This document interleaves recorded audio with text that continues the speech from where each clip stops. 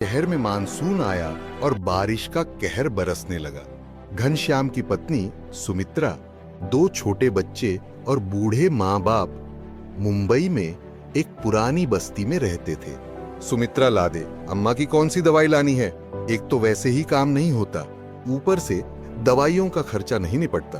यह पर्चा और यह पैसे काम से मिले थे, इन्हीं का राशन लाना है और जो पैसे बचेंगे अम्मा की दवाई ले आना। चल जा, रहा हूं, ले आऊंगा। सुमित्रा, तूने आज फिर घनश्याम के हाथों में पैसे कैसे पकड़ा दिए? तुझे पता तो है फिर मदन के साथ जाकर कच्ची शराब पी आएगा या पत्ते खेलने बैठ जाएगा। क्या करूं बापू, जबरदस्ती ले गए कि मैं हिलाऊंगी घर का सामान। पर सुमित्रा, बारिश की वजह से कब हम पर मुसीबत आ जाए कौन देख कर आया है। माँ, बहुत भूख लगी है। माँ, मुझे भी बंटी ये आरस्तन दे। साथ वाली दुकान से छोटी डबल रोटी ले आ। सुमित्रा थोड़े से रखे दूध की चाय बनाकर बच्चों को चाय और ब्रेड खिला देती है। दिन बीत जाता है, शाम होने को आ जाती है, पर घनश्याम का कुछ पता नहीं, कहाँ गया। रात के 7 बजे। मैंने आपको सुबह राशन और मांझी की दवाई के पैसे दिए थे, पर आप तो यह तड़ी हुई मच्छी उठा लाए हो। अब तू मेरे खाने पे भी नजर लगाएगी। जान नहीं लाया राशन, क्या कर लेगी? अरे घनश्याम, कुछ तो शर्म कर। सुमित्रा घरों में चूल्हा चौका करके थोड़ा बहुत कमाए और तू उजाड़ दे। बापू, तुम बीच में न बोलो तो ठीक हो रहा है यार, मेरी ही गलती है जो इस मानसून घर में आ जाता है। मैं आज बाहर जाऊंगा और कल तेरी पाई पाई न चुका दी तो मेरा नाम भी घनश्याम नहीं है। अभी वो नशे में है। बहू, सुबह जब नशा उतरेगा अपने आप ठीक हो जाएगा। अम्मा, ये थोड़े से चावल रखे हैं, बना लूं? हाँ, बना ले बहू। घनश्याम तो बाहर बरामदे में सो गया, अब सुबह ही उठेगा। इतनी तेज बारिश हो रही है, सड़कें पानी से भरी हुई हैं। हवा से छप्पर टूट गया तो?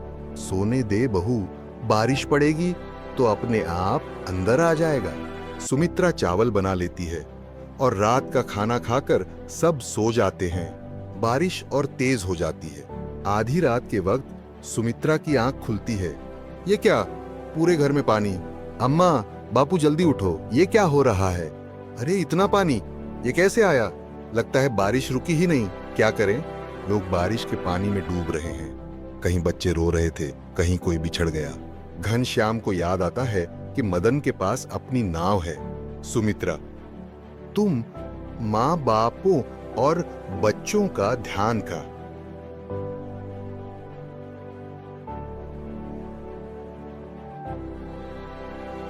मैं अभी आया। पर आप कहां जा रहे हो? मुझे तो डर लग रहा है। घनश्याम तैरता हुआ मदन के घर पहुंचता है। अरे लगता है मदन नाव में जाने की तैयारी कर रहा है। मदन, माँ बाप को भी अपनी नाव में बिठा दे। मैं सुमित्रा और बच्चों को लेकर तेरे पास पहुंचता हूं। घनश्याम, यार, वो सुरेखा और बच्चे कुछ जरूरी सामान भी नाव में रख चुके। अब तो नाव में बिल्कुल भी जगह नहीं है, माफ करना। अच्छा, पानी का बहाव तेज हो रहा है, मैं चलता हूं। मदन घनश्याम को साफ मना करके अपने बीवी बच्चों के साथ नाव पर निकल जाता है। घनश्याम वापस आ जाता है। देखा, दोस्ती पालने का नतीजा। आज ऊपर दगा दे गया वो तुझे बिगाड़ने वाला। अब घनश्याम और भी घबरा गया कि कैसे अपने परिवार को बचाए। कोशिश करके एक दूसरे का हाथ पकड़कर वो थोड़ा आगे बढ़ते हैं। सड़क की दूसरी तरफ जाने वाला पुल भी टूटकर रास्ते में गिरा हुआ होता है। अब क्या करें, कैसे उस पार जाएंगे? घबराओ नहीं, एक दूसरे का बस हाथ पकड़े रहो। चलते चलते वो देखते हैं एक रस्सी के सहारे लोगों को सड़क के उस पार ले जाया जा रहा है।